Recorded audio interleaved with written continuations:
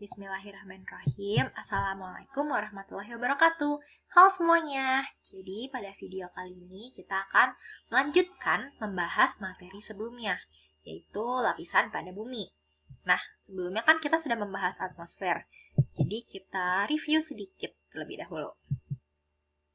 Jadi secara umum, lapisan bumi itu terbagi menjadi 3, yaitu atmosfer atau komponen gas yang sebelumnya sudah kita pelajari, lalu ada litosfer atau komponen padatan, dan yang terakhir itu ada hidrosfer atau komponen cair. Nah, jadi pada video kali ini kita akan membahas mengenai litosfer dan juga hidrosfer. Lalu selanjutnya kita bahas yang pertama dulu, yaitu litosfer. Jadi litosfer itu merupakan lapisan batuan yang ada di bumi. Nah, jadi bumi itu kan ada berbagai lapisan. Jadi yang pertama itu ada inti bumi dalam, lalu selanjutnya ada inti bumi luar, lalu selanjutnya ada mantel bumi, dan yang terakhir itu ada kerak bumi yang paling atas. Nah, litosfer ini terdiri dari kerak bumi, bagian yang paling atas, dan juga bagian atas dari mantel bumi. Jadi hanya sedikit bagian atasnya saja. Nah, pada bagian litosfer itu terjadi perbedaan permukaan, seperti ada gunung, lalu ada juga palung. Ya, bisa kita bilang lapisan bumi itu yang paling atas itu berbentuk seperti bergelombang, jadi tidak halus rata seperti itu. Nah, perbedaan permukaan itu bisa disebabkan oleh dua teori. Jadi yang pertama itu teori tektonik lempeng, dan yang kedua itu teori gempa bumi dan gunung berapi. Jadi sekarang kita akan membahas yang pertama, yaitu teori tektonik lempeng. Nah, teori tektonik lempeng ini dikemukakan oleh Alfred Wegener, seorang meteorolog asal Jerman. Nah, jadi dia berpendapat bahwa pada zaman dahulu itu semua benua menyatu dan membentuk daratan luas yang disebut Pangea. Nah, sekitar 200 juta tahun yang lalu, Pangea mulai terpisah dan menjauh secara perlahan. Akan tetapi, Wegener tidak dapat menjelaskan kenapa daratan itu menjauh. Jadi dia hanya menyebutkan bahwa daratan terpisah dan sudah sampai di situ. Nah, akhirnya seorang peneliti bernama Harry Hass, dia mengemukakan pendapat bahwa benua itu terpisah karena seafloor spreading. Jadi, di bawah kerak bumi itu tersusun atas material yang panas dan memiliki massa jenis yang rendah. Akibatnya, material tersebut itu naik ke punggung kerak samudra. Teori ini diperkuat oleh hasil penelitian dengan menggunakan kapal Glomar Challenger. Nah, jadi kapal tersebut itu meneliti umur dari batuan yang ada di dasar laut. Jadi, mereka menemukan bahwa umur yang ada di atas itu jauh lebih muda dibanding umur batuan yang ada di belakang-belakangnya, seperti itu. Nah, jadi di sini ada gambar mengenai seafloor spreading. Nah, jadi bisa dilihat ya. Jadi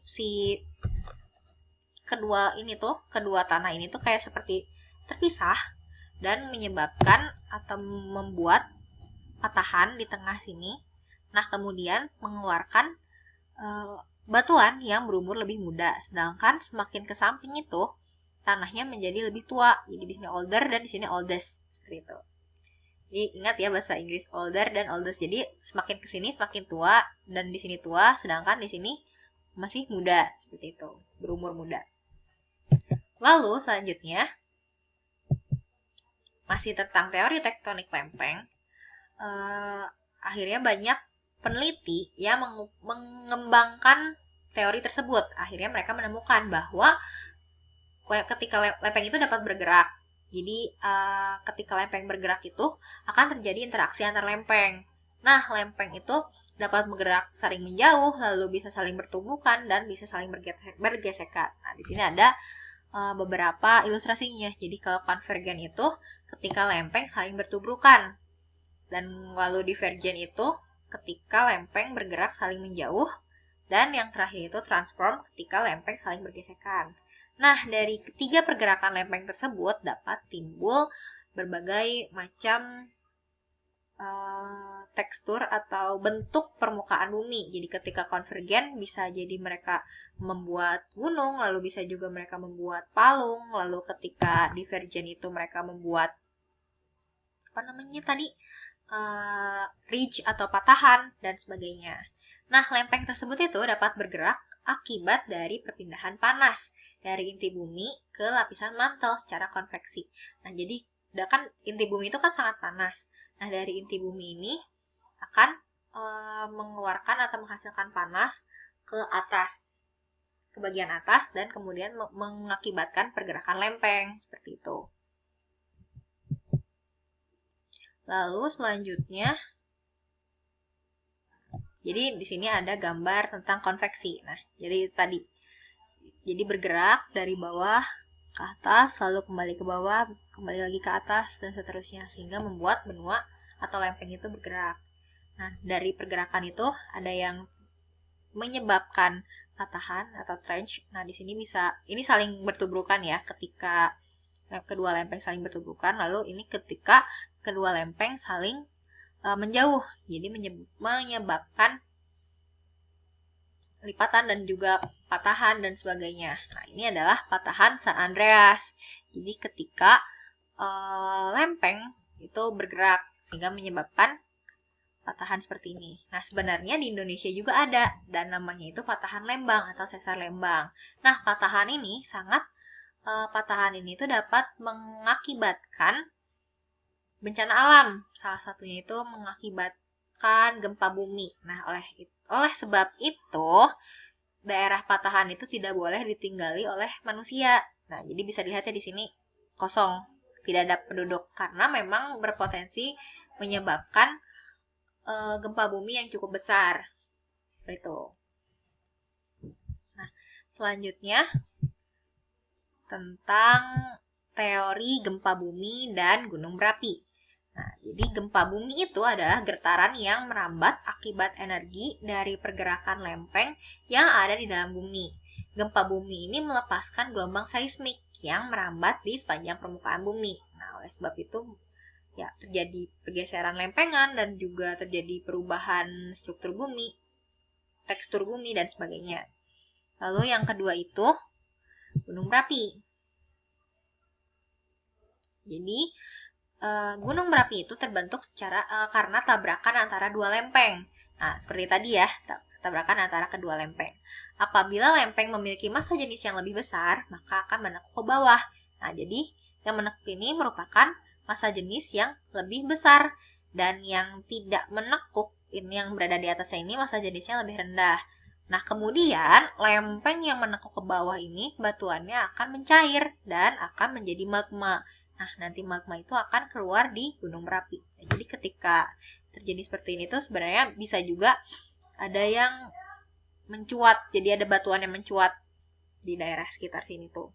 Nah, kemudian berapinya itu atau magmanya itu yang nanti akan disemburkan berasal dari batuan yang mencair. Nah, setelah dari litosfer, kita akan membahas tentang hidrosfer. Nah, jadi hidrosfer itu lapisan air yang ada di bumi. Nah, hidrosfer ini berkaitan dengan hidrologi atau siklus air. Jadi bagaimana terbentuknya hujan, lalu bagaimana terjadinya pembentukan awan, terjadinya penguapan, dan sebagainya. Nah, jadi sekarang kita bahas siklus hidrologi. Jadi yang pertama itu evaporasi. Sebenarnya bisa dibuat dari mana aja, tapi kita mulai bahas dari evaporasi terlebih dahulu. Jadi evaporasi ini penguapan air dari berbagai permukaan air yang ada di bumi. Jadi misalnya penguapan air dari laut, lalu penguapan air dari sungai dan danau, dan sebagainya. Nah, kemudian selain dari permukaan air, evaporasi juga penguapan juga bisa terjadi pada tumbuhan. Nah, ini dinamakan transpirasi atau penguapan yang dilakukan oleh tumbuhan. Nah, penguapan tersebut kemudian akan menjadi uap air. Nah, uap air ini akan berkumpul dan membentuk awan. Pembentukan awan ini dinamakan kondensasi. Nah, karena semakin lama uap air semakin berkumpul, dan awan memiliki uap air yang cukup banyak sehingga tidak dapat terbendung, maka uap air kemudian akan turun dan dinamakan hujan. Nah, proses ini dinamakan presipitasi. Jadi, presipitasi adalah proses uap air ketika turun atau jatuh ke permukaan bumi. Seperti itu. Nah, gampangnya terjadinya hujan itu adalah presipitasi. Nah, kemudian ketika hujan maka air akan mengalir turun ke sungai atau danau dan juga ke laut dan kembali ke tahap evaporasi dan transpirasi seperti itu. Aduh, Ibu salah ngomong. Nah, mungkin cukup sekian materi dari hidrologi dan juga hidrosfer dan juga litosfer.